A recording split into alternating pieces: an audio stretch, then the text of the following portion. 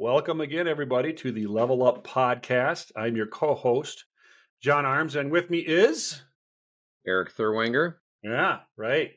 And we have a guest today, Brian Numainville. Today we're talking about insights, the power of insights, the impact they have on a business, knowing what you don't know, and why that flipping matters, maybe now more than ever.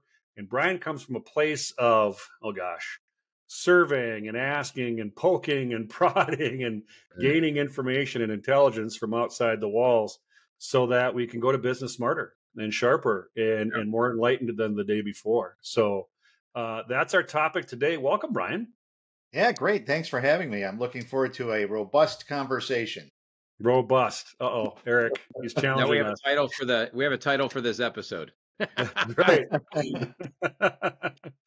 We're being challenged. I have a question to start, Brian. So in your decades of doing this kind of work, do you have a thought or a perspective on the power of insights or what life is like when you have them and life is like when you don't? Can you take us down that road? Yeah, I mean, that's a great way to start. I mean, if you don't know something, you're going to do whatever comes to mind rather than what you should do. And the problem we see a lot is that people make decisions based on just, what they think at the moment, rather than looking at hard data, figuring out what the trends are, looking at where things have been, where things are going. So it can be a real problem if you're, either not asking at all and not listening at all, or if you listen and then you don't do anything about what you heard. So there's a couple different ways that can go. Do you see still a lot of evidence that people just not listening, don't want to listen, going to make whatever the decision of the moment is based on gut? Are you still seeing plenty of that? I mean, there's still some of that going on. I mean, a lot of, I work with a lot of different clients that obviously are attuned to listening to their shoppers, listening to their, stakeholders, board members, whatever it might be, if I'm working for a business or a nonprofit. But at the end of the day, even some people that listen don't always take action on what they hear. And that's almost the worst situation, because have you ever taken a survey? You had a bad experience. You took a survey. You thought, well, I'm going to tell them what happened and they're going to do something about it. And then crickets. Right. And so, and then how does that make you feel about that business? Like, you're thinking, I'm never going to go back now. Like, I mean, they destroyed any possibility by not responding. Had someone responded to you and someone said, I'm sorry for what happened, here's why it happened. Even if you don't like the answer, you got an answer and you feel like you were heard. So, unfortunately, there's still plenty of that goes on, probably more so than people who just don't listen. Yeah. Why does that happen? Why when you go through the effort and spend the money and decide we're going to capture some information, we're going to get a rating, we're going to give a customer the chance to tell us what they think, why does it get ignored? Well, I mean, sometimes it has to do with, procedural issues at the organization. Like someone thinks this person's handling it, that person's it's not happening. Other times it's a broken feedback loop, in terms of where the responsibility lies. And sometimes it's just plain and simple that people don't care. I mean, I think there's this checkbox mentality. And John, you and I have talked about this before, where, well, we did the survey, we gave them a voice. So they do something, but they don't do something with what they get back. But they can say that they did a survey, right? And so there's really so much more to it than that, because we've all taken surveys and you have to do something with it. It's like going to the doctor and getting the x-ray and they say, yeah, there's something wrong. And you're all right, thanks a lot. Move on. You got to do something with the results. And I think that's where the strong leadership side comes in. You have to have leaders that are willing to examine the results and say, all right, we really need to get to the bottom of this and fix this. And not only that, like, when they listen to the results and they decide and they're going to take action and then they do something, you got to close the loop. with the people who Yeah, took the survey. So if it's an employee survey, that's you right. need to come back and say, okay, we heard that these 3 areas are things we need to work on. We're committed to working on those, and we're going to periodically update you on what we're Yeah. doing about them. That's where the best in class people live. And that's really what, we encourage. I encourage my clients, not do all of that and keep going with that, because then a couple things happen. One, the next time you ask for their feedback, you're going to continue to get it, Yeah, and you're going to actually improve the organization. And so you sure. can keep that cycle going of virtuous improvement over time. Comes back to accountability. It really comes back to, you've asked somebody for something and then you don't tell them what you're going to do with it. It really is very much what we see in the workplace a lot, where we'll ask team members for their input on anything, or even, let's just say, the most basic form where somebody leading a department, a sales department or operations, generates a report. So if I report into John every week at 4 o'clock on Friday, I got to give him a report, but he never says anything to me about it. I have no clue what's being done with the info. And then it can cause frustrations. And I think very much the same line on the surveys is, I've taken the time, you've asked me, I've taken the time to put the heart and soul into my answers, and then crickets. And they can end up really destroying morale that way. Right. Even when You'll you're doing lose an customers, engagement you'll lose survey. employees. That's only a formula for losing when you go down That's that path. correct. Yeah. Yeah. It's like You saying, I know, want your thoughts on this, but I'm not going to do anything with it. I just want your thoughts. the U.S. Post Office, when I go there, this is Brian. I think you should have them as a client. I don't know if you go that big, but I have books, right? I'm a writer, so I have books, and oftentimes I have to do some fulfillment. So I go to the post office, and I will tell you, they're wonderful. My local post office is fantastic, and I love them to death. I really do. Sheila, if you're listening to this, you're the best. But here's the thing: when I get the receipt, my wonderful person says, "Would you mind taking a survey? Go right here," and it's a little Mm. QR code. And I've done it like 3 times, and it's crickets. So I'm really not motivated to do it again. And it makes me feel bad because I want to tell Yeah. the post office, like, Sheila is like the best. One time she actually opened the post office early for me.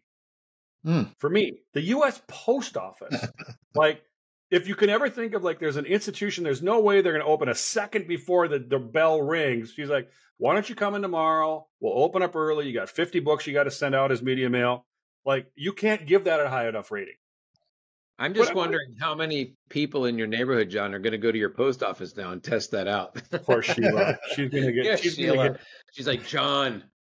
She's the best. She's the best. But that's to the point, right, Yeah. Brian?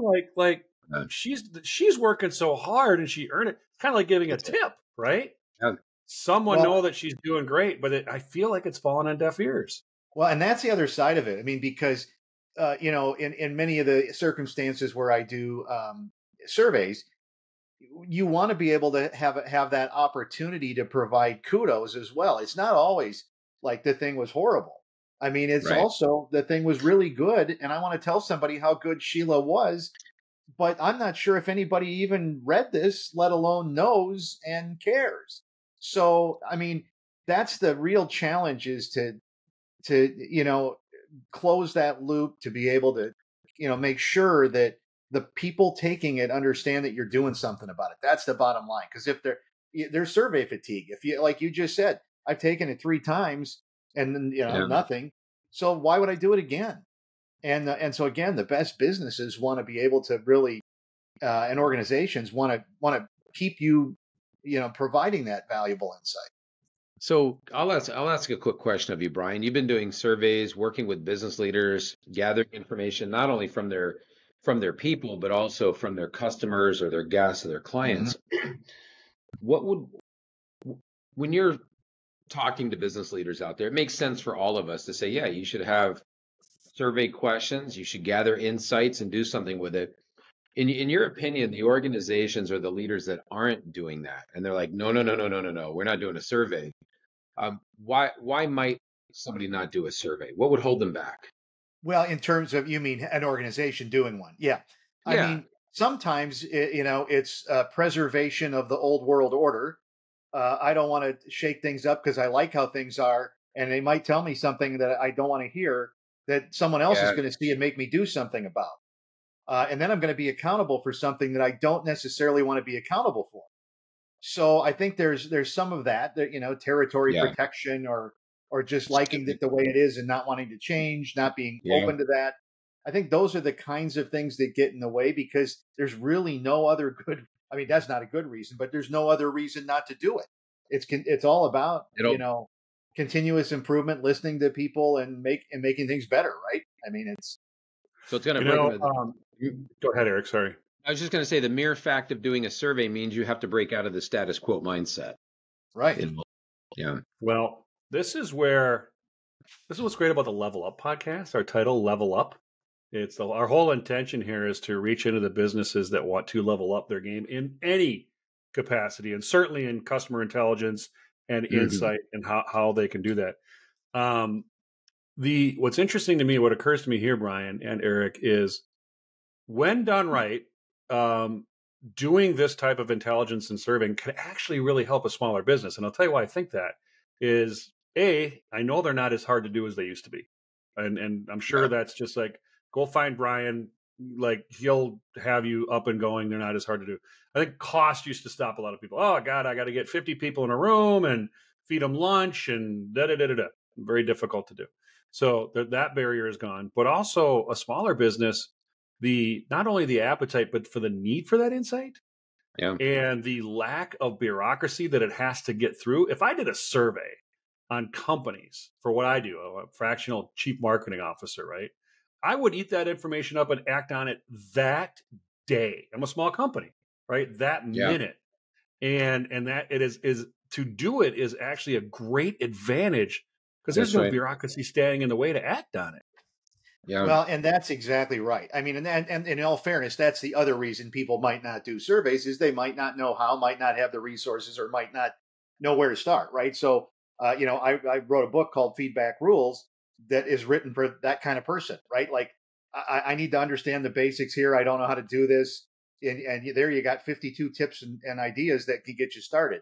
That's before you even have to talk to somebody, right? So, but that's the whole thing. Nowadays, it is easier. I will always put the caveat out there that don't do the survey yourself if you don't know how to do that, because a do-it-yourself survey tool in the hands of somebody that doesn't know how to do it yourself is like putting a saw in my hands. It's not going to go anywhere, and it's not going to be effective. So, there's that element, but really, you can and to your point, John, short order response to the feedback that you receive. I have one client who's a nonprofit that, I do an employee survey for them annually. Literally within 2 weeks of completing that survey, I'm presenting it to the entire staff. They're all getting to hear the results, and they all are getting then what the direction is going to be from the leadership team. So that's like best in class. That's how you do it. You move right away. Yeah. Well, that is it. There's a clock ticking on it, isn't it? There is, because the longer, especially with employee surveys, because the longer you wait to go through it, the more people are sitting around wondering, boy, it must have been really bad. They're not talking about it. I wonder what happened, and then it snowballs in a not so positive way quickly. Well, and you can't utilize the data you're not gathering. So, Right. when and here's the crazy part. Human nature is we do like surveys. In almost every home in this country, there's a scale. And when you step on it, if it doesn't give you the info you want, you're supposed to take action. You can't get mad at the scale. But you got to say, all right, you know what? Those numbers are a little bigger than I was thinking. I got to take some action. You can't go, yeah, I knew it. I'm out of shape. And just step off the scale. The scale is there to tell you if you're on track. And I think these surveys, it lets us know. It probably validates some areas that we're on track, and then it identifies areas we're not. We have to take action on that. Well, and what's beautiful about that is, I just did a survey for another client that was an e-commerce survey about where they're going in the future with their platform, and they said, after I went through the results with them, which we reviewed in less than a week of turning the report, again, best in class kind of activity. This is going to provide information that's going to be invaluable as we move forward.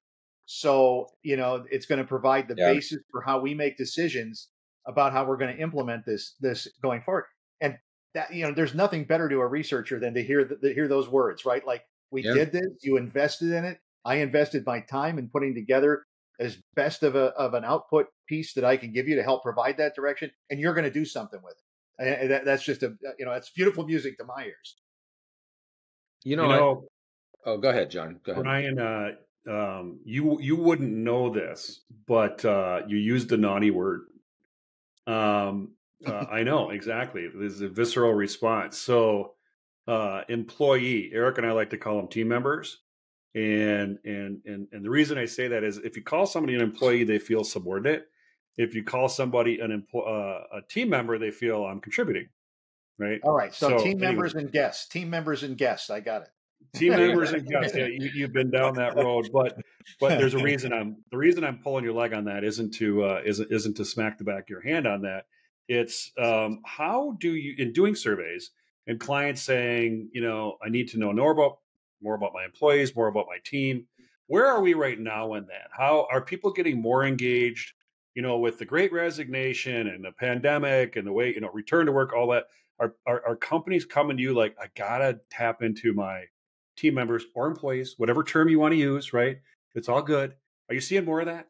Yeah, I mean, that tends to go, kind of in a cycle, but right now the cycle is up on Okay. wanting to hear from team Yes. members, wanting to hear from staff, and understanding kind of where they stand and where the organization can do better. So we're kind of, Mm. I would say, we're on kind of an upper peak of that now. What are you seeing? What are you reading? What's coming back now that's surprising you as you talk to people? 3 years out of the pandemic, right? Working for somebody is just not the same. What are you hearing? Well, some of the things one of the things for sure that comes back loud and clear is getting having enough communication from leadership. Oh, Hearing from our Yeah. leaders, where are we going, what's happening, what's the direction strategically for the organization. That one it comes out quite a bit on the last few that I've done. Yeah. That's an issue. I'd say that's probably the most prevalent. really? People want to hear from their leaders, and they want to kind of get, like, where are we going? We've come out of this Mhm. pandemic. It's been an odd few years to say the least. And, where do we go now? And so I think that one's really important for Yeah. everybody in leadership to Yes. know that your people want to hear from you. Wow. Wow. Well, Yeah, that's I suppose, when everybody was in an office and leadership was near, it wasn't as visceral. And now that that's changed and it's going to stay changed, right? We have to evolve. Eric, how do we yeah. evolve in that direction? I think, Brian, you hit the nail on the head as a leadership coach and having coached businesses before, during, and after the pandemic. I agree with you. When I ask organizations, in fact, John, I just asked one yesterday and you know them, but when I said, Mhm. where do you want to raise the bar? One of the number one answers is communication. And that's a broad stroke of the brush, right? That could be we want to raise the bar and eliminate poor communication, or we want to have more frequent communication. But to your point, Brian, we are seeing team members have a more vested interest in hearing from their leaders. And it goes back to there's a Marine Corps principle in leadership that says keep your Marines informed. And they've been using that for 200 years, right? But the idea that leaders need to keep their people informed is very, very powerful. And if we can keep them informed on the results of this survey, and here's how we're going to make enhancements, that's golden. Right. I mean, that's Brian, what people want to know. 100%. Mm-hmm. so the other side of getting the information, I picture you, by the way, as you put on a Sherlock Holmes hat, you got a pipe, and you're gonna go investigate, right? You're an investigator. I wonder if our audience knows what I mean when I say that. You think that's still prevalent? I don't even Sherlock know if Holmes? that Sherlock Holmes. I don't know. But anyway, the other side of endeavoring to learn more is doing something about it. So kind Yeah. of coming back to employee engagement and direction and where are we going and the lack of that, and you're finding that, how are you recommending people act on that? Well, what's interesting is one of my clients, a nonprofit that has a social enterprise, Mhm. and they do volunteer events that engage mainly companies, essentially sponsor these events for their employees. And one of the things that I put in place was a measurement of 4 different key measures of employee engagement. And so what we find out is that by companies engaging in these types of events, that they're more, the employees feel like they're more loyal to the company. There's more community involvement, that the company's doing good things. So like there's an example of how engaging, employee engagement can be directly impacted and measured as a result of an activity that an organization undertakes. And so I think that there's examples like that of the value of employee engagement activities today that is even more important than perhaps it was before the pandemic. And this organization, Matter is the name of that organization, they're able to engage employees, whether they're hybrid, whether they're remote, whether they're on site, whether they want to come to us and do the event there. So it's really kind of a cool, model for engaging people. I think that's what the team members are after today, is how do I get engaged in my organization? Because the formal channels that used to be there in a lot of cases aren't the same, right? Yeah, that's correct. Are you advocating, or what do obviously the more you're connected to your workers, your people, your team, your customers, the better you're going to be, the stronger you're going to be. What do you think is sort of a best, I think maybe every business is different, but a good cycle, right? How often should you plug into the stream of information? Is this something we should do on employees weekly, monthly, quarterly? What do you think on that? Well, typically what I recommend is that annually, that you do, okay. you do a team member survey annually. And for some organizations, it might even be 18 months, but in that 12 to 18 month window. Because, and why do I say that? Well, the reason is because by the time you do the survey, you get the results back, you communicate them back out, you got to still have time to take action and let people see the change before you measure again. Because otherwise it's like, I just told you, I once had a situation where they wanted to do surveys every 6 months with all the customers of a big organization. And I said, are you really going to be able to fix anything between point A and point B? And they're like, well, yeah, probably not. But I still want to do it every 6 months because I want to hear. All you're going to do is infuriate people who have taken the survey and not heard anything, seen or heard anything different. So on a lot of these things, it's kind of an annual cycle for that. Whether I'm listening to store shoppers, whether I'm, some of that stuff you do on an ongoing basis, where you might have a program that's collecting feedback on your most recent experience on a perpetual kind of basis. But if you're going to do more macro measuring, it's 12 to 18 months. That's really good to know. That's really good to know. And doing, I had anxiety, heart palpitations when you said every 6 months, because I would hate to be on that sort of a cycle and not being able to act on it. That would give me anxiety through the roof. That cycle isn't good for anybody, because there's not enough time to make the changes if you're internal. So you're going to get blamed for not fixing anything because the next results are going to come back not any better. And if you're on the outside and you're being asked to take it, and you're a customer and you're getting asked every 6 months to take it, and you're not seeing any change, you're not going to want to take it anymore. So everybody kind of loses in that circumstance. But annually, you have enough time to make those changes. You have enough time. And I always recommend, tell before, in between doing the survey, make sure you're communicating to, whether it's customers, team members, whoever, what you're doing on little intervals, right? Because otherwise, I might not know that you fixed the fill rate or the supply chain issue or the whatever it is in that interim period, because nobody told me. Sure. Well, survey says, right? You said earlier, like, people are not hearing from their leadership, which from what Eric does, he might hit the ground in a convulsion if he hears much more of that. Well, what's interesting is when I'll bet perceptions of surveys come into play in a lot of this. I'll bet people have perceptions of them because we've all taken surveys. So then we all have a way we think about them. And I bring this up because I'll bet it impacts a leader's decision to do a survey if people are giving them feedback. So case in point, when I go into an organization, I already know that one of the biggest time sucks in the organization is meetings. And the reason I say time sucks is because it has so many people in it. for X amount of hours and you pay for that. And then when I ask people, what do you think about the meetings? They always say they suck. I was like, okay. Yeah, So I tend to call things sessions, not meetings, because sure. people associate that. What are you finding in the workplace right now, Brian? What are people's perceptions of surveys? Because they've probably taken them. Of course, let's say they haven't taken yours yet or something that you're putting together. But what's the general perception of people in the workplace on when you mention the word survey? What's the reaction are you finding? Well, I mean, and I like to call it, and more so than survey as a term, I like to call it collecting feedback, right? There you go. Listening to our The stakeholders, power listening of to our words. shoppers, right? I mean, it's semantic, but it's actually it makes a difference because 100%. survey. I mean, and what is a survey or what is a feedback instrument or what is it? There's so Yeah. many vehicles you can use, and you really have to dial in. Yeah. You and I were talking about this the other day. I mean, you gotta have to dial in to what the right method to use in the right circumstance is Yeah. that's going to garner you the best participation, the most accurate information.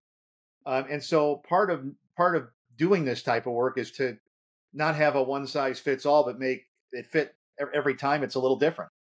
Yeah. So I think that's part of the issue, and I think it's more about being open to listening than it is about surveys. I mean, you say survey, and there's some perception of like, oh yeah, that's just you fill out a bunch of stuff, and whereas if you say listening, that implies a little more of an active I like approach that. on behalf of the person that's conducting this, right? Like we're listening to our Right. stakeholders, we're Yeah. understanding what they have to say, I and think we're that's huge. using a survey to collect it, but that's not the deal.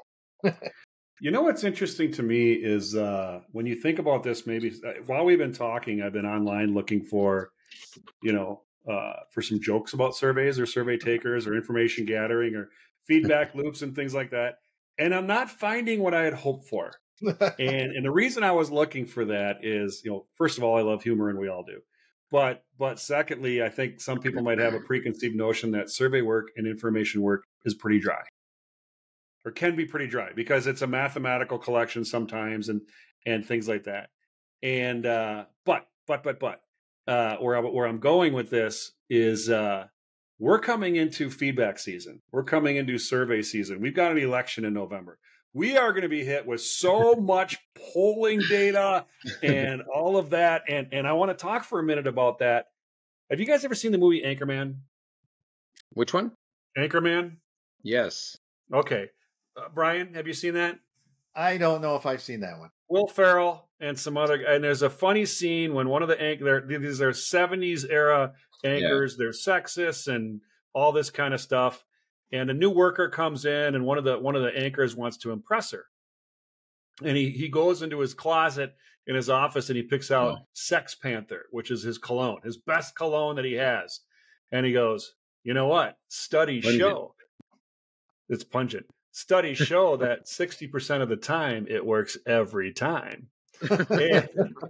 Which is a great line in a movie. But talk a little bit about the reliability of surveys. Can we trust them? And maybe we can keep this in the context of we're going into political season. I don't even know what to frickin' believe, right? Because it's poll after poll. It's exhausting. And what do you believe? And does that come into play here?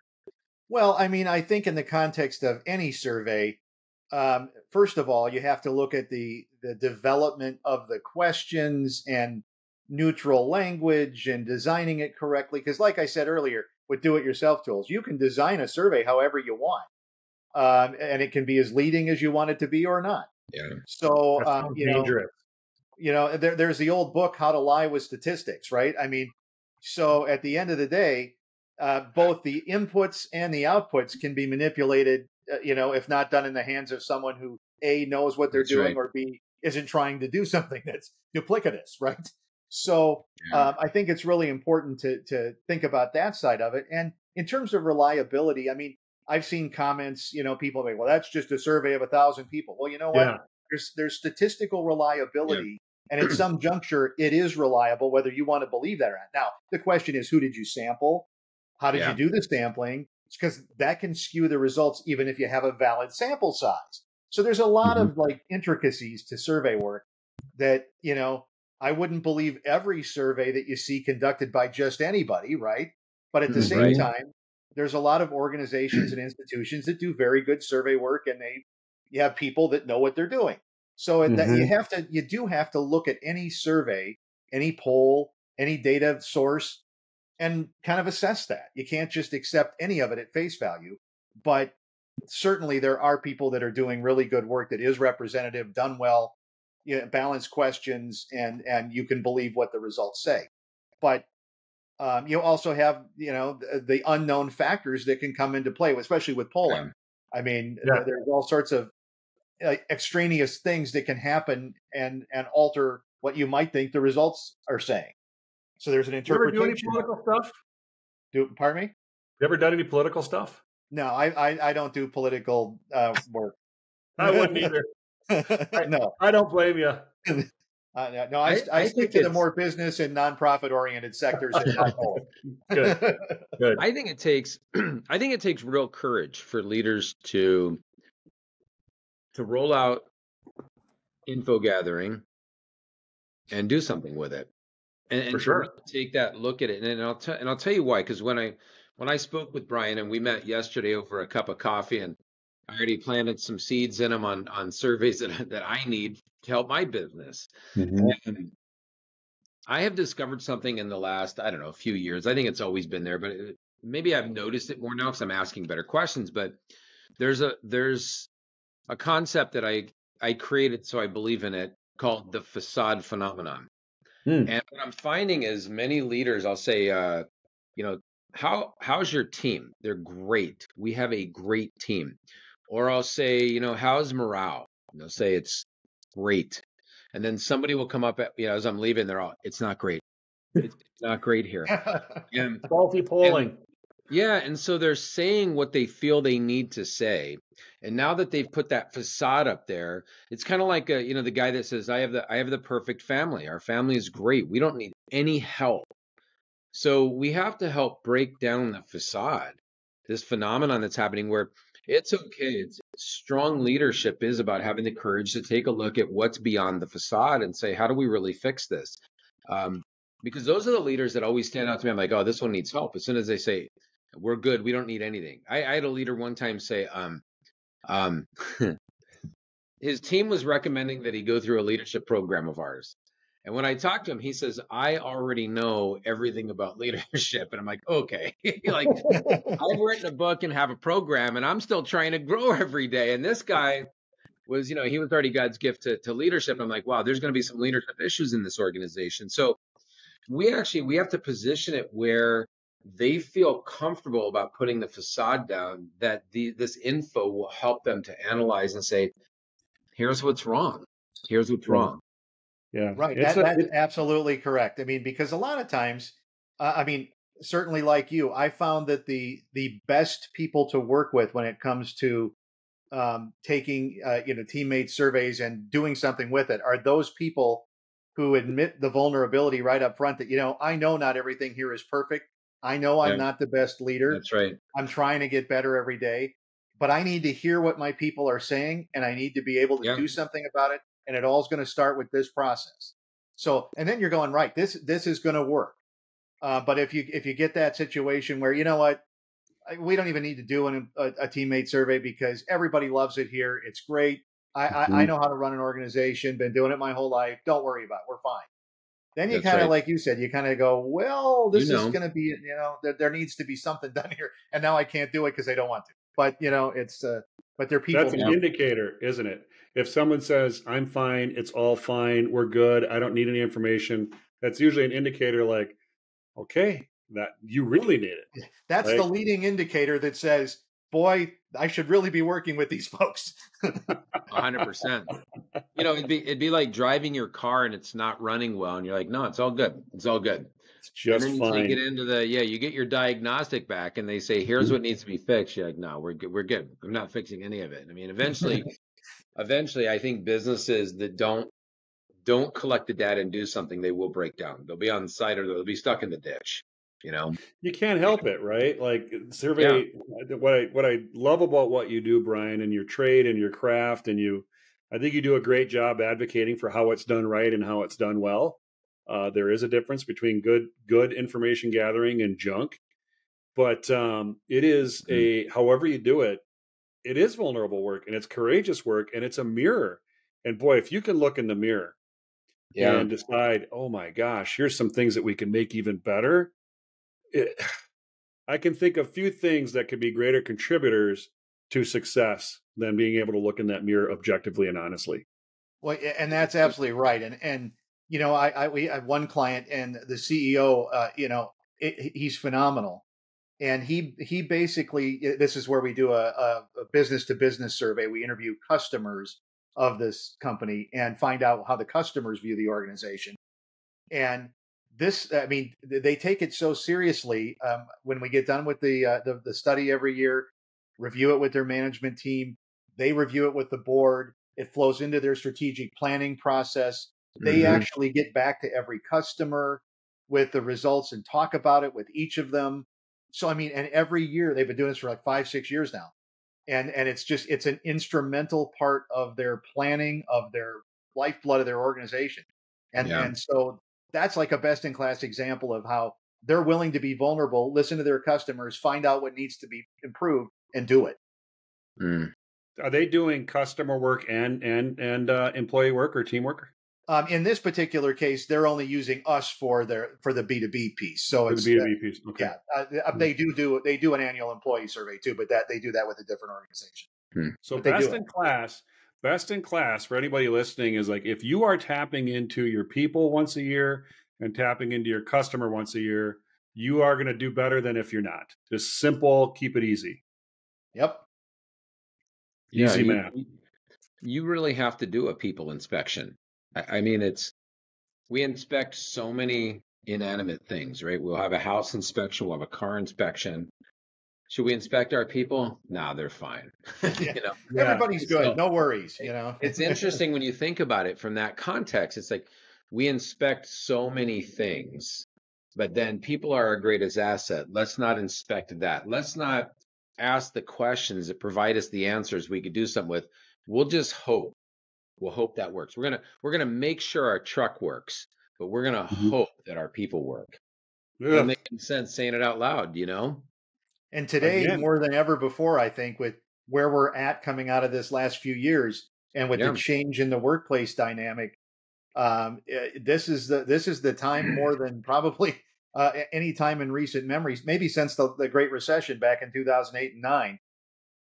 This is an important time to be listening and to take that pulse and start the process if you're not doing it. This moment, 2020, we stopped everything. It all changed. We're 4 years after that. This is all new, but this is a window. What I hear you saying is this is a window of biblical proportions. This is the time you have to listen. Right. There's too much change here. There's too much change here. And if you don't, and especially we haven't even talked about this whole AI, movement. Oh my gosh. That's a whole nother thing. Yeah. But again, people are concerned. People are, what's the inflation, the economy. Yeah. So there's a lot of things happening right now that is affecting the psyche of teammates, right? So we would be well informed to listen to them and to find out what's on their mind about how we're running things so we can do better, Here's what's interesting. We have a Level Up podcast because we're creating a level up movement for one reason. People are ready to level up. And so we talk about leveling up sales, leveling up leadership, leveling up planning, leveling up morale, whatever it is. I'm going to say that anyone listening right now, you need to level up your data collection and how you resolve those issues that you find, the ways to make things better. This is the time period. There's never been a greater time period in business history, 4 years after a pandemic, where team members want to share. They'll share. You just have to open the door for them and through Brian, create those relevant questions. That's, I think, what's going to separate that making it a survey to making it this valuable data that comes back. The questions have to be relevant to them, not just cookie cutter questions, but things where they go, okay, this means something to me. And I think that's part of the survey process, because so many people take surveys and then they don't follow through with it, because it almost just validates that which they already know. All right, you're a personality. All right, I knew that. Okay, anyways, now back to work. I think they have to be it has to be very relevant to the customer, the guest, the team member, whatever. But at the end of the day, it has to be relevant so that the answers that come back, they want to see these things worked on. Yeah. Right. Brian, I'm fascinated by what you do. And I think about status quo, right? Status quo was what it was for decades. Maybe in your earlier years, like, yep, the way we did it in 2000 was the same we did it in the 90s, maybe the same way they did in the 80s. And then the world changed. I feel like it's a whole new world, right? And you can look at it like, yes, it's changed and it's different and it's scary. But if you gather information and if you listen and if you look for cues, it can be one of the biggest times of opportunity. But it ain't a status quo moment. That's over. This is a status grow movement. That's what we're in. Yeah. We're in a status grow movement, and people want to grow. And how do you grow without the right knowledge and data? We need a And T-shirt. if you're in an organization and you're a teammate and you're seeing all these things and you don't have any outlet for sharing them, how frustrating can that be? Oh my God. Yeah. It's the dynamics have changed completely. I see we're at 40 minutes into our podcast, and this has been fantastic. I want to just do a little bit of business here. If you're listening, this is Brian Numainville with us. Brian, tell us where people can find you and why they should bother. Well, the easiest way to find me is just jump on LinkedIn and look me up there. That's probably the simplest thing to do. And, I can help you listen to whoever you need to listen to, whether it's your employees, whether it's your customers, whether it's your board of directors. I've worked with all sizes of organizations and all types and all levels. So I can help you with LinkedIn is the place. Together. Yep. LinkedIn is a place. And just to make it easy, spell your last name. Numainv, as in Victor, Ille. See, that's why I have to ask, because you throw an A in there, and I would never have done it. I mean, I've known you for a long time, but it reads Numainville, so I struggle with that. So, but anyway, it's get smart, right? Go get the information. Yeah. The next 20, 30 years are not going to be the same. Now is the time to gather intelligence, get smart, make good decisions on it. Give that information to people like Erik as you're thinking about your people and your team. I suspect you guys are going to be working together quite a bit in the future.